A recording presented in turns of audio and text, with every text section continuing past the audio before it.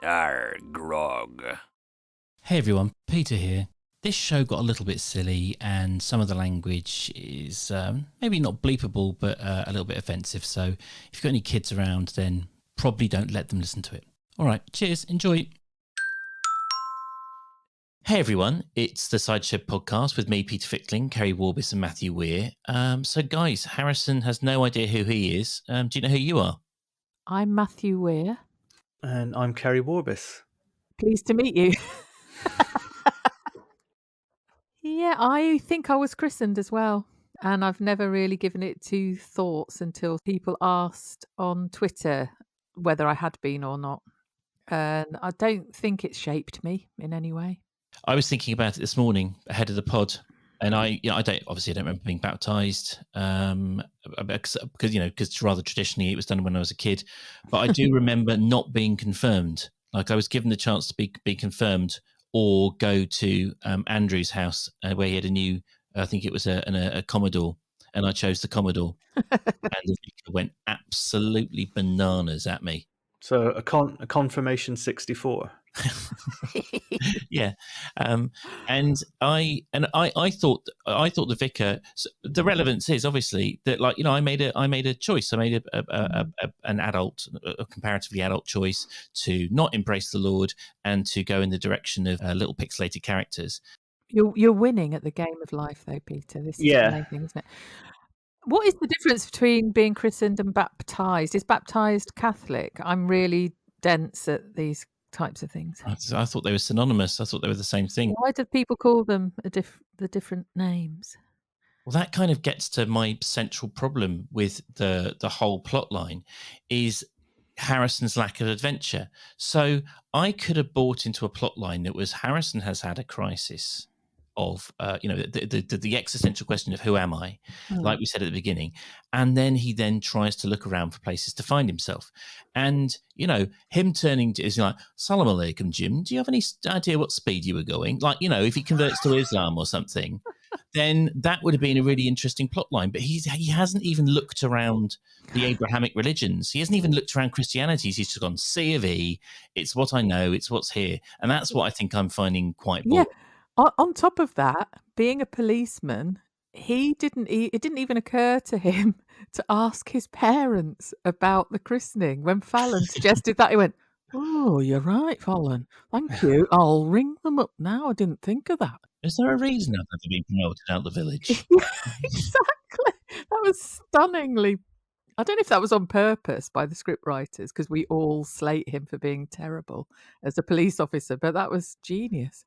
I liked how Fallon had a fear, like she said to Jolene, but what if this is just the first step and then he'll start going around Ambridge, knocking on doors, handing out leaflets?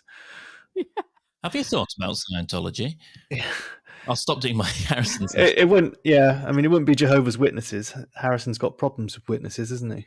Very good. But I think fair enough to at an older age have these questions about religion. Yeah. But the fact that he feels like he's a different person because he wasn't baptized or christened when he thought he had been, that's a bit of a stretch, isn't it? I mean, it's kind of hinted at with the whole confirmation and baptism thing, or confirmation and christening thing, isn't it? Like, your parents make a decision to invite you into the church as a small child, and then as an adult, you then, it's in the title, isn't it? You confirm your commitment with a later ceremony. It's like a bar mitzvah for, there's a reason the bar mitzvah doesn't happen. It's earlier, it's a transition into adulthood, isn't it? So, I mean, it does feel a bit, it's kind of already, that sense of angst is taken care of by the structure that he's buying into anyway. And I do think it's mildly interesting that Fallon is kind of thinking, oh, actually, if he does embrace this completely and I don't, because she said she doesn't believe in any of it. Yeah, of course, you can have couples who have different beliefs, but it would be a sort of a bit of a concern, wouldn't it, where you're thinking, oh, hang on, are things going to change majorly here? I did march through from the kitchen to the sitting room and tell Charlotte that she's under no circumstances to find the Lord. That's nice of you. That's how it works, right? Yeah. Yeah. I mean, obviously with a smile on my face and joking, but I've just been listening to that. I was listening to the Archers, and I was Yeah. like, oh God, don't know how I would cope with that here. Like if Charlotte suddenly was like, oh yeah, I've I'm now Kabbalah or a Scientologist or whatever. I mean, given their similarity at one point, I just thought this might be a bit of propaganda for the church, and Alan had just dressed up as Harrison in a copper outfit, and Fallon hadn't noticed, because their voices aren't that dissimilar, are they? And they are similarly sort of affable, kind of bungling characters. Anodyne. Yeah. I mean, I think part of my irritation is I actually like Harrison, and maybe it just didn't ring true. Like he's always quite a down to earth, practical guy, and like I don't know. I just feel like I just was sorry to repeat myself. I was just a bit bored that he was just going straight for C of E. I did like it when he said, "What's the point of what we're doing?" We were like, yes.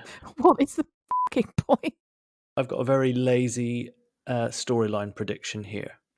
Harrison likes to do a lot of wild swimming in the Perch, and they're going to baptize him in the river. That's what I think. There are some theories that both Martha and Harrison will be baptized together. Yeah, that was hinted at, wasn't it, last night? Yeah, and an extension of that is that Alan will get the names mixed up, and Harrison will then have to be known as Martha from here on. Yeah, well, he's been a Spice Girl, so it does sort of work. He's comfortable playing with his gender identity, so won't be any issues there. I mean, the other thing that sort of irritated me about the plot line was that, again, it's all about the CV. I mean, just cards on the table. I was massively overexposed to the Church of England as a kid. Like there was a period from when I was between about 7 to 15 when I was going 6 times a week. So, me and the Church of England, we've spent enough time together. So I will admit an enormous bias. So, but it's like, do they?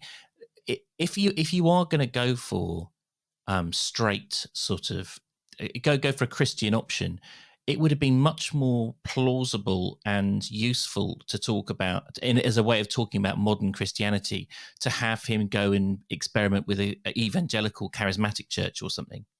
Maybe he will. That might be quite fun if he suddenly becomes all kind of like, tambourine and guitar thumping. Yeah, it's possible, isn't it? This is early days of this storyline, isn't it? Oh God! Don't say that, Keri. Sorry. Don't say that. Well, it's possible that it'll change, and he won't go directly to Alan and not pass go. Matthew has guitar. Matthew has Jesus's hair. I mean, do you feel any kind of leanings, Matthew? I don't actually, and I don't think there are any photos of baptisms or christenings in my family. Not Christian ones, anyway. The thuggy cult. Yes. It's like, your dad saw Indiana Jones and the Temple of Doom at a formative age, and then that's it. Exactly. Calamar. They do things differently in the West Country, don't they? They do, yes. Living in Ireland, the confirmations are right old ding-dong. It's like it's a big old beauty pageant almost. When we were working in restaurants in Ireland, you have to get ready for this, when what is traditionally a day when a lot of children are confirmed, because they pack out the restaurants after the ceremony. So Kenton should get all over this. Yeah, he could. I mean, it's better than. I mean, what did we think of the different pitches this week? There was. Well, the fact that there were pitches in the first place. Yeah. Can we address that? Yes. What? Again, it was kind of, oh my God, I just thought we'd done away with the mysteries although Harrison keeps wanging on about it, well, should I even have been Jesus? Then, even though Valentine's is a month ahead, we're hearing about this Valentine's thing in every episode, with every villager rocking up with their strange idea. Yeah, there was Tracy and Jazzers. Theirs was what? Foursomes and flavor or something? I can't remember. Foreskins and forfeits. Oh, yes, that was it. And then there was lovely Jim with his mirror dancing idea, which when he was describing it, he was just quoting the lyrics of Billy Idol's Dancing with Myself, I think. And then there was the last one where, well, the first one was Leonard came in, but probably last in order with the living board game, which was Find the Lover, which obviously is Brian. You just go around the pub until you find him. But I liked it when he came in and said, "Now look, this is a bit weird." And they were like, "Oh, you like weird?" Yeah. He was like, "Right, we're all going to get in this big capsule." And get buried. Yeah, get buried. And then they're going to dig us up in 50 years' time. I am the living board. Is that why you were listening? Barely. Yeah. I did tweet that I would happily have listened to Leonard describing the living board game for an hour for the omnibus rather than anything else that happened this week. That sums up as a funnier and better way of saying what I was going to try and say, which is it was just lovely to hear from Jim and from Leonard. And then when Kenton started dissing them and, deciding that, playing it being the dragon, I was just like, oh no. I mean, the good news is because of the way the Archers works, that probably means we're going to be getting a bit of Leonard and Jim action over the next couple of months. So that's quite fun that Jim's back, especially because he's interacting with Jazza. But just in terms of those scenes, it was like, oh, leave them alone, and they're being lovely, and I'm really enjoying hearing from them. Yeah, it was when Jim started dancing with a chair that I began to worry. Doing his Clint Eastwood. Yeah. Did you remember that? Yeah, when he brought the empty chair out to the Republican convention. Yeah, absolutely bananas. Wasn't the idea that was meant to be Obama in the chair? Yeah, It was a very, very embarrassing moment. Anyway, how annoying is Kenton? Is he the worst character in the Archers? Maybe. Consistently over the years. Yeah, he's very overbearing and judgmental. I know he was being literally a judge in these few episodes, but it suited him, didn't it? And he just loved going, "We're out," for very pathetic reasons, one of which was that he did his leg in himself, which is his own bloody problem, isn't it? Which seemed to arouse Jolene a lot. Yeah. I was like, after everything we've been through this week, are we going to end up with Kenton and Jolene getting it on air? Please. No. I would rather watch a video of my own birth than listen to that again. I'd rather wank off to a video of myself wanking off than listen to that again. Oh, okay. Maybe that could be the Valentine's night entertainment, that Kenton and Jolene have a live sex show. I must say that I can't take all the credit for that. That was from the famous magazine in Bristol in the early 90s, Bugs and Drugs, that used to have a section called Things Not to Think About on a Really Bad Hangover. And that was one of the options. I had a good idea for the Valentine's night thing, though. Go on. It's a game called We Love Drinking. Okay. It's an event, basically, where couples buy drinks in a pub. Crazy. This is the fundamental problem with the Valentine's night, isn't it? That it takes environments that you normally love and turns them into horror. Like your favorite restaurant, they have to split all the tables up into, couples tables. The atmosphere is just leached out because everyone's trying to have sincere and kind of lovey-dovey conversations. So, stay at home, have a chicken balti, and then go out the next week. I know it's a cliche comment, but why, like you're saying, Keri, a pub already works. And also the prize for the best pitch was a free ticket. What does this ticket involve? So you're paying to go to your local pub to play a game. Was anything else included in the ticket? Was there sort of, Wasn't mentioned. No, it wasn't mentioned, was it? I mean, Valentine's Day is notoriously one of the two worst nights to go out or to go out anywhere for dinner for a restaurant. Any ideas what the other one is? Is it a Christmassy one? Mother's Day. All right. We've all seen a mum glowing with happiness because she's got all her family around her at like a Sunday lunch or something, like in a pub. And that could be quite a nice scene, can't it? No? Yeah, I'm talking about from the other side of the kitchen door. Oh, Valentine's Day and Mother's Day are terrible days to work. But they're also, I mean, if you go out independent of those two celebrations on those dates, then you're insane.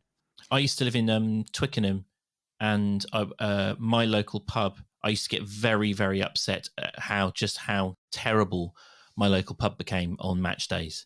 It was absolutely ruined. And I've lived near loads of different football grounds, like Main Road, Highbury, and the pubs there. Yeah, they were a bit more full, but you didn't have to just like basically lock yourself indoors. It was so bad when Twickenham was, all the drunk rugby fans were spilling out into the streets.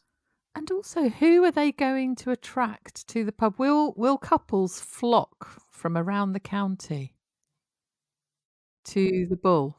I think they should gamify what you're saying, Keri.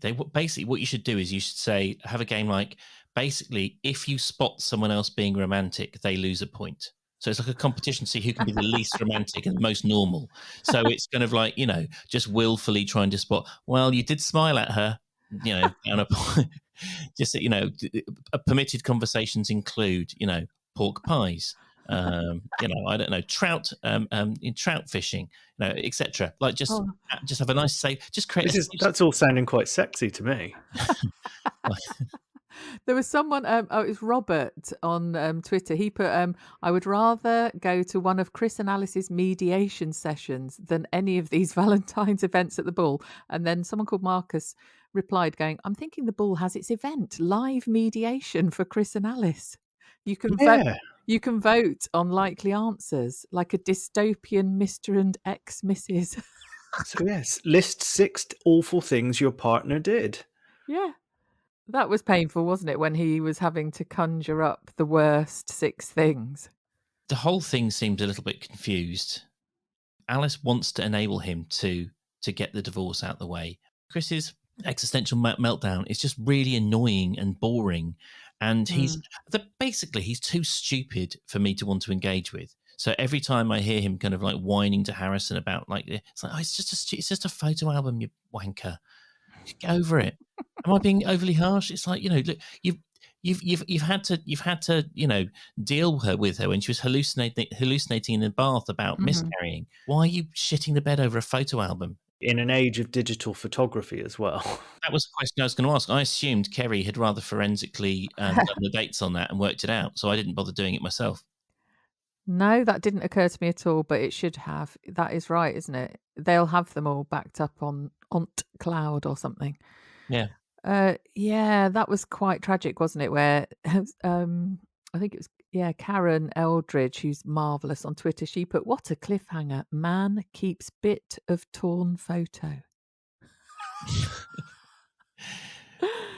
Yeah. And it didn't even have them on it, did it? It was a picture of the sky and lights of Las Vegas. Anyway, back to whether Chris is too awful to care about. I struggle with that as well. I'm finding his behaviour, he's far too bitter. I think that's the word. I used the word acrimonious on Twitter and someone jumped on me and said, he's not being acrimonious at all. I thought he could happily, or maybe not happily, he could have waited and just done the separation thing, I think, in listing 6 awful things about your ex, who's being all right at the moment. And, it will never be a clean break. Loads of people are banging on about, he needs a clean break mentally. They've got to live with each other in separate homes and helping to deal with Martha for many, many, many years. It isn't a clean break anyway. You're going to see her practically every day. What's the difference really? And if you're not strong enough mentally to know that it's ended, then you are a fool. What difference does the piece of paper make? He should just be able to. They could always have like a little ceremony or something. If it's that important for him to make some kind of show of it, get a couple of friends together and say, "Look, I just for my own sanity, I just want to sort of like draw a line in the sand so that everyone knows what we're talking about." I mean, if it's really, if he does need that kind of concrete affirmation, then there's other ways of doing it. I mean, maybe that's a bit too airy-fairy. Maybe that's a bit too conscious uncoupling. Gwyneth and Chris. We were joking before we started about how this is going to be a tough week to record because it's been a tough week to listen to. And the main part of that for me has been my total lack of care for Chris. I just don't care what happens to him. I just think he's a bit of a non-character at the moment. He doesn't have a personality of his own. He's just reacting to Alice. He's just reacting to his daughter. There's no sense of who he is beyond the train tracks he's running on. Yeah, because at one point he said, "I need to think about Martha's best interests. And I thought, well, dissing her mum by listing her 6 major faults is perhaps not the best way to do that, really. Is it? No, absolutely not. Mm, He won't be able to bottle that feeling, like yeah. it's about, forgive. He's in order to forgive her, writing down a list of, vile comments is not going to help in that process, is it? What Martha needs is for as much forgiveness to flow backwards and forwards as possible. Mm, yeah. Amicable dealing with the child between the pair of them. Yeah, my parents, when my parents got divorced, they made a pact to be, to argue as little as possible in front of each other, in front of us, Mm, and to be as harmonious as possible. They didn't 100% succeed, but I feel like they did a pretty good job, you mm. know. And but that was the point. That was their focus, or at least that's how it came across to us anyway. So well done, mum and dad. Yeah, it sounds a bit odd sometimes when you're thinking, actually, Chris, you're being more of a dick than Alice is at the moment. Yeah, Yeah, the idea is that his anxiety and trauma is forcing him to get it done as soon as possible, and I think Tom didn't really help that with his Kirsty pep talk, did he? Yeah. When they were bonding over coffee. What's about Mm. our anxiety and trauma, Matthew? What about our anxiety and trauma? I know. Well, we're just forgotten in all of this, aren't we? It was an extraordinary week. I did find it very, very difficult as episodes go as a listener and a tweeter. Sunday, Monday, Tuesday. Oh my God. Tuesday was marginally better than Sunday and Monday. What were the good bits? What were the bits that you at the end? What, across the week? Yeah, Leonard and Jim, as I said, that was nice to hear from them. I like Tom saying that he's producing undercover broad beans. Yeah. Presume he's working with Harrison on that. Yeah. Oh, I didn't realise that Jim is into leather-bound birds. That was eye-wateringly revealing. Yeah. With his leather-bound bird book. Jim and Frank Boff have never been seen in the same room at the same time. Don't say that about Jim. Well, no. I don't want to correct you, Matthew, because but I would, in defence of Jim and Frank Boff, I think Frank Boff was a victim of the prudish times. I don't think he did anything wrong, did he? He was great at his job. Yeah. And he was using prostitutes. Prostitutes and coke, but it was dominatrix stuff, wasn't it? It wasn't just like, he wasn't preying on runaways.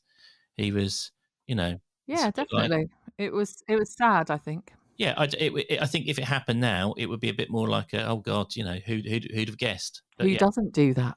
Exactly. Yeah.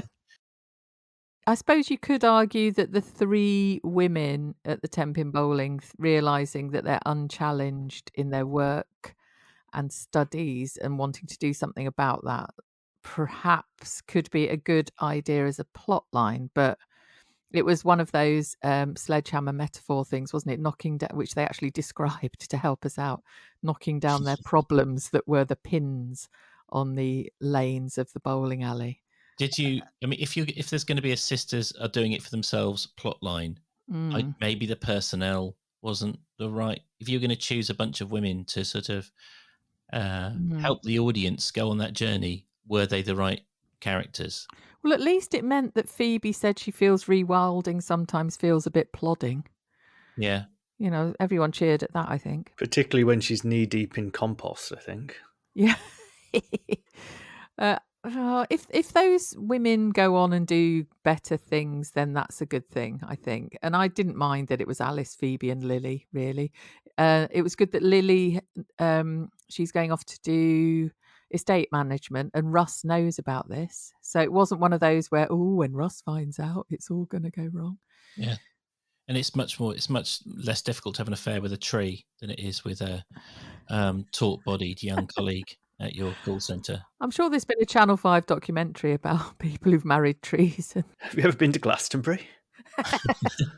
There was one little Easter egg in that Tenpin Bowling story where the girls were all talking about, what they were going to do with their lives. Did you notice when they talked about Phoebe meeting up with her tutor group before Christmas? Salim or Salil. Salil. Yes. Yes, and it was very strange the way she reacted. So Lily said, "What, your tutor group, like Salil and those guys?" She went, yeah, he might have been there."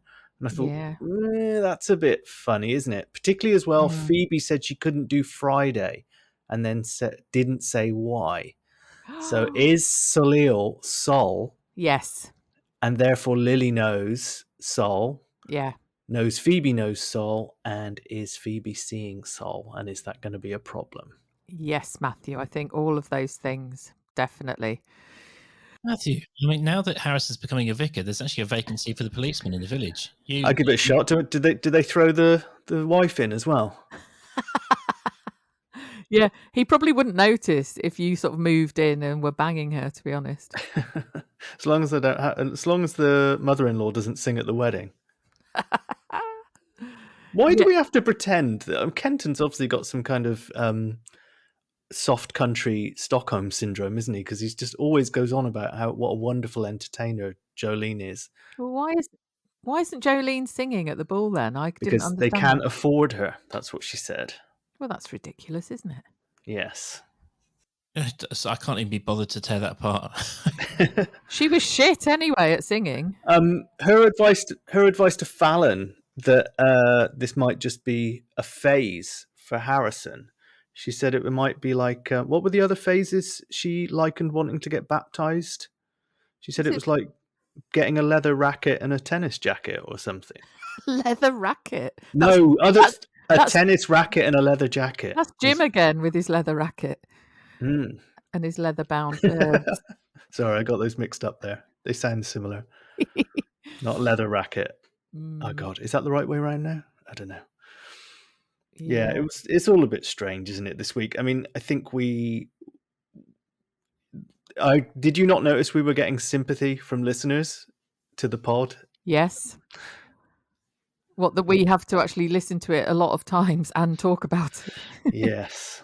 Yeah, I think there was loads of tweet-alongers were feeling the same about what on earth is happening this week. What a strange... Someone made a good point that they thought maybe this had been written and acted around Christmas time when no one could really be bothered much or were drunk.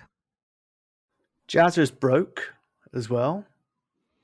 Yeah, I didn't like how he was very, very casual about not paying Jim the rent and was just like, "Oh, you'll get it when I get paid." And even Tracy said he needs to lay off asking you for that. I thought, God, poor Jim. He's lovely and has looked after you, and you didn't have the courtesy to say you're going to be late with the rent and don't seem that apologetic. The layers of ingratitude. Oh yeah, I haven't paid for the rent because I've been too busy, gallivanting and buying stuff for my new family. Oh, by the way, the rent that I'm paying for the place you built me. Yeah. It's not even just like a spare room or something. It's a whole granny annex that was built for him. I don't understand why he's so... I mean, they did say about the Christmas presents, the leather-bound bird book, and he'd bought Tracy a necklace with green stones. Does that mean they were emeralds? Has Jazzer actually gone that far? And he bought her an oven, was it? An oven, yeah. Yeah. I don't know. And then the ridiculous thing about writing down your incomings and outgoings in a notebook, including, a Mars bar at the shop or whatever he threw the receipt away for. How old is he? Yeah, I mean, I got to admit, I did listen to all of this with a certain amount of guilt, thinking, I'm not really, I'm a bit of a jazzer myself. Oh, Peter, really? Yeah. You love stationery. Surely you've got a lovely book that you can write your I love incomings buying in. little books and pens, Keri, absolutely, 100%. Filling them out like a proper grown-up person, not so much. I've never done a budget in my entire life. I've never. God. When I start to get skint, I spend less, and when I did listen to it, thinking I probably can't be too judgmental about this. Oh, right. I'm really, really bad. I'm really forensic with that. I have a spreadsheet that I look at every day. There was no need for you to tell me that whatsoever. but that might be because I've got less money than you. I don't know. It could be. No, but no, I think it's. We were talking the other day about Keri and I were having a chat, Matthew, about kids and about because often I talk to Keri about like get advice on parenting and stuff. And one of the things I was talking about was like, if I'd had a kid at the age Keri had, like the change it would have had to my personality, just like the huge effect having a kid's had on me in the last 2.5 years. So if you've had to bring kids up for 20 years, I think it just gives you that sort of mainly on my resolve. own as well. Yeah, I suppose so. You know, you don't have a choice. The children are they don't improve you or make you a different person. They just don't give you any choice. They remove choices, don't they? It's just like you have to do stuff. But I do love a spreadsheet as well.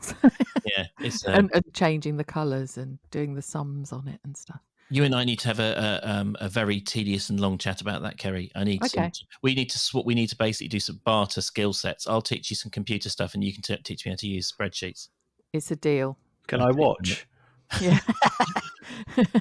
Yeah, only if you wank. I was about to say wankception. Matthew wanking to videos of him wanking to us. Oh God, I was hoping that would get edited out, and now you've referenced it again. Oh, it can't get edited that was out. always staying in, Matthew. I don't take responsibility for that idea. Like I said, that's all in the mind of Bear Hackenbush and Bugs and Drugs magazine. Matthew, the rules are very, very clear. The pod rules. I will edit out any of your racism, anti-Semitism, and sexism. We all know that, and it takes me a while, but not sexy stuff. We'll keep that in. That's okay, and we edit out the bits where you cry for 10 minutes, so it's all. Yeah, exactly. Yeah, we've all got and also, unfortunately, the Jeffrey Epstein style NDAs mean we can't even mention the stuff we have to edit out for Keri. I actually have to sail a ship into international waters to do the edit. Let's put it that way. Oh, by the way, on the back of what Keri was saying last week, I watched a few videos of Elizabeth Holmes. Oh, right. How was that? Blimey, her voice. Yeah. She's very arresting, like in her appearance, isn't she? Like she's very attractive, but then she opens her mouth, and I'm like, is she a cyborg? Yeah. She's very. Sorry, Matthew. Very attractive. She's the American Katie Hopkins. It's all slap and hairspray, isn't it? Well, I've watched a video on my phone. Maybe I haven't focused in enough. She might be a thumbnail hottie, I think. Yeah, but lots of the people who actually did encounter her in business deals, they do remark upon her beguiling appearance. Oh. I will have you know, Katie Hopkins is 6 months younger than me. Yeah, she forgot to put she did the painting in the attic the wrong way round, didn't she? Maybe, or just being a hateful shite ages you. Off topic, veering. I don't want to go back to the Archers, Keri. Don't make me go back to the Archers.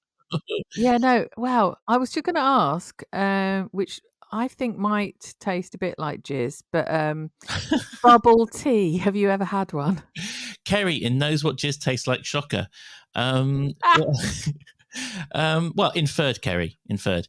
I've never had bubble tea, so I couldn't comment. You're supposed to have sort of tapioca pearls in it or something. There are various, for instance, like obviously the way they cut up chicken in parts of Asia, they, like the if you eat chicken in Asia, where I lived there briefly, you need to get used to the fact that the gristle and the skin and the bone, they're all part of the kind of sensory experience, and some of the, and then like some of the, anyway, basically the thing with bubble tea is the blocker for me is I think the texture. Exactly. I just couldn't. Yeah. I don't think I could ever be down with that. That's kind of why I brought up jizz, but I didn't literally bring it up. I'm good. We're going back to Jim's pitch when he said dancing, and Fallon clarified by saying, "As in Strictly Come." Maybe they can have bubble tea at Jim's Strictly Come. Hello, welcome to Keri's Tea or Jizz. Go into the booth. It's like the Pepsi challenge, but Can wrong. You tell the difference? Very, very wrong. If one of them tastes of lye cheese, it's not the jizz. I've not had bubble tea, but I've been sat next to somebody in Dublin sampling it for the first time, and I'd have to say that the person trying it, anything outside of a normal cup of tea, and probably it would have to be Barry's, would have freaked them out, and they tried it. And after I could see like there was a lot of gymnastics in the mouth, and I said, "What's going on?" They're like, "These balls are just going round and round in my mouth." Well, there you go. Way. So I've never tried it, but the flavour that they had on offer, what did Alice go for? Do you remember? I think I heard it. It was elephant sparkles and bubbles and lye cheese. Ah, okay. Well, it sounded like elephant sparkles. How sorry to be a part of the London metropolitan elite, but how prevalent is it across the country? Because I've got I've to only go to the seen it. door, lads. Carry on speaking whilst I let Ocado Man in. Okay. Thank you. Are you going to ask me? Well, I'm the wrong person to ask that question, Peter. Even though that you live in a different country, you have landed in an airport and travelled through the Shires in a way I haven't for a long, long time. But more importantly, Matthew, what is in Keri's Ocado delivery this week, do you reckon? I reckon a load of Just Add Water bubble tea sachets. Or just what do you think? Everything's Just Add Water now. Just Add Water sausage rolls, Just Add Water ham hocks, basically she's preparing for a mission to space. She's watched Don't Look Up, and she's ready to go and terraform another planet. Where do you fall on the Don't Look Up debate? It seems to have divided people. In a world where the Masked Singer, Love Island, The Witcher, any amount, bloody Game of Thrones, any of this shite is lauded as good entertainment. I think Don't Look Up is a fantastic piece of drama. It's not the best thing I've ever seen, but at least you can see some care and thought went into it. It was well structured. There was some very heavily signposted but quite laudable aims that underpin the whole thing. But yeah, I enjoyed it. What about you? I really enjoyed it. I didn't realize it was causing so much debate. It landed on Netflix when I was over in the UK at Christmas, and we attempted to watch it over there but didn't. Watched it when we got back. Just thought it was really quite funny, but also, hit the nail on the head a bit. Most of the people I saw coming out from the media and the news that were complaining about it were probably far too close to the Cate Blanchett type character to understand that this movie was actually about them. And I liked it. And there seems to be an attitude that if you enjoyed it, it was a little bit too simplistic. And I don't really see that. I think it was a very good observation on how people probably would behave. The only other thing that I'd say is I don't think we'd even get that much information if it was really happening. I think Leo and Jennifer would be being poured into a barrel somewhere if they were trying to go on news and share it with the nation. I'm back now, lads. We were talking about Don't Look Up, Keri. Oh, I heard you mention Cate Blanchett, and I had a roast dinner with her once. Really? Oh, I saw that on your Twitter, yeah. You said that she was getting smashed into the roast potatoes. Yeah, she was pregnant. She was with her husband and was really ploughing into the roast potatoes in a lovely little pub in Kemp Town one Sunday. Many years ago. Mm. Yeah, she was very nice. She's lovely. Well, she seemed lovely in that very brief encounter I had with her. I can't remember. It wasn't Cate Blanchett. It was Jane Horrocks. I used to live near. I was always seeing Jen. Anyway, you can see why I thought there was a vague confusion in my brain. Yeah. Have you met a famous blonde person, Matthew? Yeah, Kurt Cobain. You didn't. I did. Didn't I tell you this? No. I went to see Hole, Courtney Love's band in Newport just before Christmas when I was about 17, and he was stood behind me on the bench, so I got a couple of photos of him. Have you? Can you? Yeah, and I got his. Still?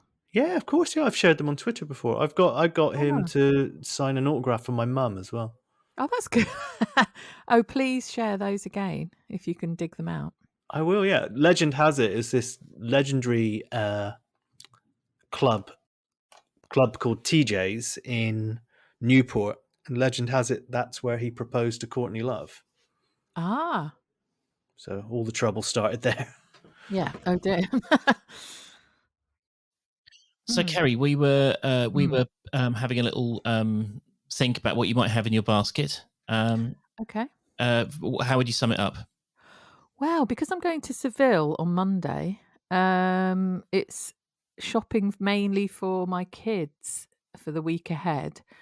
And my son has got a personal trainer recently, so there's loads of really healthy stuff in there, like brown rice and steak and no alcohol. Oh, but yeah. Well, sorry. I feel quite guilty now. Just remind me, when are you going to be off? I am flying out on Monday morning, early Monday, and I return Friday. I'll be back in the UK lunchtime Friday. So yeah, ladies and gentlemen, you got a little snippet of about a few minutes of the kind of absolute dross that Matthew and I will be turning out next week. So look forward to that. You know, we might have better material to work with next week. Yeah, that's true. That's true. Really hope the Archers is better next week for you two, honestly. Let's hopefully we can do next week. We can do what Scobie does and hammer out a big number. Matthew and I always have Highlander to fall back on if we really get desperate. So that's our pull in case of emergency. So guys, if people want to help me and Matthew out and to send us some topics over the next week, where will they go? Twitter is at the Cider Shed Pod. So please join in the lovely, lovely, funny tweet along there. Still growing in numbers.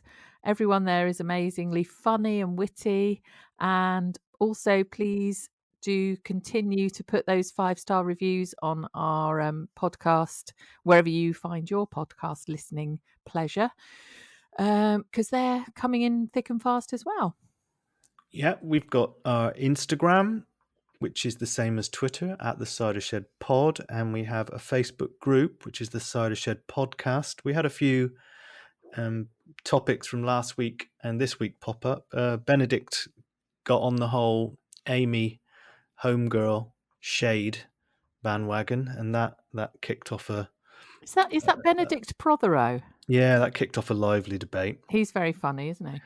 Yeah, and my Aunt Mary got in touch to appreciate the slagging off of Tracy's old oven having a reverse gear and food coming out colder than it's gone in, which if you've ever lived in dodgy rented accommodation, you'll relate to that. We need Aunt Mary. Maybe we need Aunt Mary to send us a message, I think. Well, I tell you what, she won't let me near her oven. It's so she deems me a little... I think chefs are considered to be quite destructive in the kitchen because they always think a kitchen porter is coming behind you to do the cleaning. So I'm reduced to carving whenever I go there for Christmas. That's the end of the table job. That's the big job. That's the El Jefe job. Yeah, I guess I'm happy to do that. Well, as someone who's just plumbed in a washing machine, Matthew, that is your rightful place at the table. Yes, yeah. I did actually send a video to someone after I'd done that, and then I just went, man stuff, and then realised the laundry door was open, and the person in the apartment opposite was kind of looking across at me. I mean, the weak, callow, testosterone-free Matthew of yesteryear is gone now and replaced with this kind of hulking, capable man beast. It's quite impressive, Matthew. Yeah, well, as I said, I've got the weekend all to myself this weekend, so I'm just going to spend it out in the woods foraging, I think. Well, Keri, have a fantastic time abroad. Spreading our sovereignty far and wide. Mm-hmm. Guys, thank you so much as always. And we'll see you next week. Well, 2 of us will. Yeah, see you in 2 weeks. A little bit browner, hopefully. Okay, see ya. Bye.